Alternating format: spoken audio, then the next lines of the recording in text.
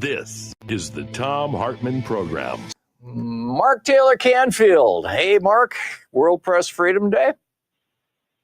Hi, Tom. May 3rd is World Press Freedom Day as designated by the United Nations. So here's my annual report. There will be major journalism conferences happening around the world, including a UNESCO-sponsored conference in Brussels, Belgium, which I hope to attend. And as executive director for Democracy Watch News, I've been briefing members of Congress on threats to press freedom in the United States. Today, I'm meeting with the staff for Representative Jayapal. And if folks want to know more about this, you can go to democracywatchnews.org. We're a nonprofit news organization. You can also follow me at Blue Sky or go to my MTC report at my YouTube channel. But May 3rd is also the day that Reporters Without Borders will be releasing their new rankings on the World Press Freedom Index for 2025. The U.S. is currently ranked 55th in the world in terms of press freedom. And under the anti-press Trump administration, of course, I predict our ranking will drop even lower this year, especially after all the punitive lawsuit studies filed against major news networks, the use of the FCC to investigate public media, and then the gutting of the U.S. Agency for Global Media, which funds Voice of America. But unfortunately, except for your show, most U.S. media still refuses to report on the declining U.S. ranking on the World Press Freedom Index. And most members of Congress don't even know that it exists. So it's our job at Democracy News to help educate people about these issues. Actually, Tom, no reporter, no publisher or editor can be proud of our decline. And it's the duty of all of us to speak out, resist threats to freedom of the press, and expose the nation's slip into autocratic fascism. Because without a free press, democracy will not survive in this country. Yeah, this is something the founders are very clear about. It's why it's written into the First Amendment, among other things. Mark, what do you see as the most egregious examples of the destruction of our free press in the United States? Does it have to do with corporate consolidation, or the bowing of the knee to Trump, or his lawsuits against media agencies, or his going after an NP?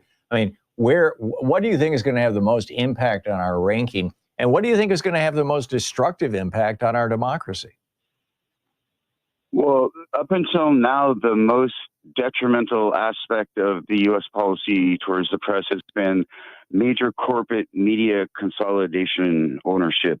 And I testified before the FCC on that. And the FCC claims that they didn't know about their own research showing the negative effects of that, which includes less POC and female ownership of media, and also less local news coverage. But right now, the major threat, I think, are these lawsuits that Trump has been filing both as a candidate and as president against these major news organizations. So when you have ABC News settling, for $15 million and Meta settling for $25 million, it sets a precedent for acquiescence to the Trump administration, because obviously he's only going after his political enemies. He does not sue Fox News, of course, because they're like his mouthpiece. So yeah, and these are not just acquiescence; these are also payoffs, aren't they?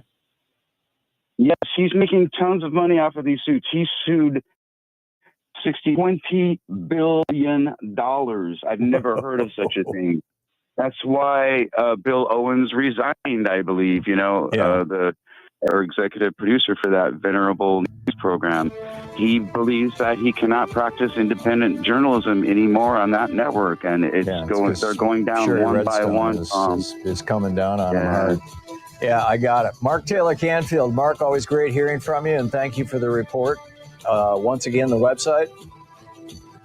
democracywatchnews.org, or you can check out the MTC report at YouTube. Thanks, Tom. I appreciate the time here. Thank you, Mark. Great work you're doing.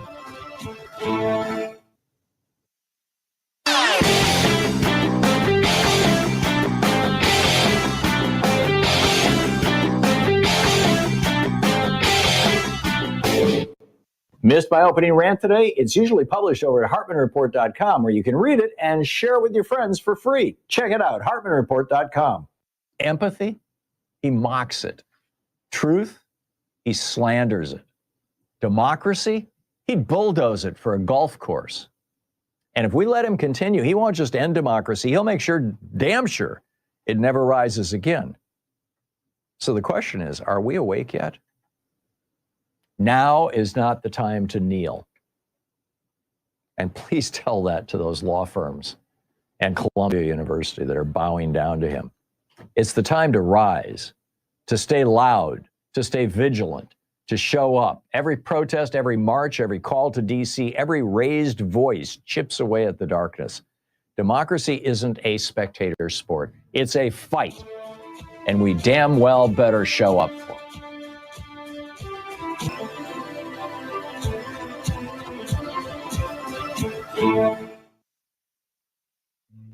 This is the Thom Hartmann Program. Speaking the truth, multinational corporations would really rather you didn't know. I'll be right back. Executive producer of CBS News' 60 Minutes, calling it quits today, resigning from the long-running Sunday news program, saying that he has lost his journalistic independence. His departure comes in the middle of President Donald Trump's $20 billion lawsuit against CBS and 60 Minutes. NBC's Chloe Melas joins us now. Chloe, what more do we know about this shakeup? This is huge news, Ellison. I mean, this literally shook the media news world today. I mean, Bill Owens has been with 60 Minutes for over 2 decades. And his statement says that he had a baby and one on the way in the midst of when he first started his career. And he's been at CBS for about 30 years. I mean, just to put it into perspective, I mean, 60 Minutes, it's an iconic show. And they've only had 3 EPs, and Bill obviously the third. So it's going to be difficult to fill that spot. In the meantime, they do have a woman named Tanya Simon.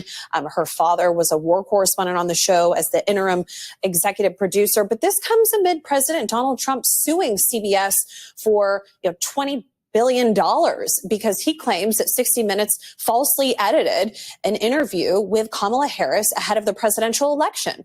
And so, 60 Minutes has refused to apologize, standing by this, saying that they did nothing wrong. And you have Owens saying in his statement today, because we don't know exactly why he's resigning, but he says, over the past months, it has also become clear that I would not be allowed to run the show as I always have run it. What does that mean? Sherry Redstone, who's in the midst of trying to merge Paramount and CBS together with Skydance. I mean, this is a massive $1 billion deal that is undergoing scrutiny by the FCC right now with a Trump appointee who has been very vocal against CBS's DEI practices and, really, really looking at this. And we know that things have been delayed amid President Trump's lawsuit, which they have just agreed to move into mediation. But this is messy. Mm-hmm. And to have this longtime EP step down, what does that say about this venerable news magazine program? Who's going to lead it into the future?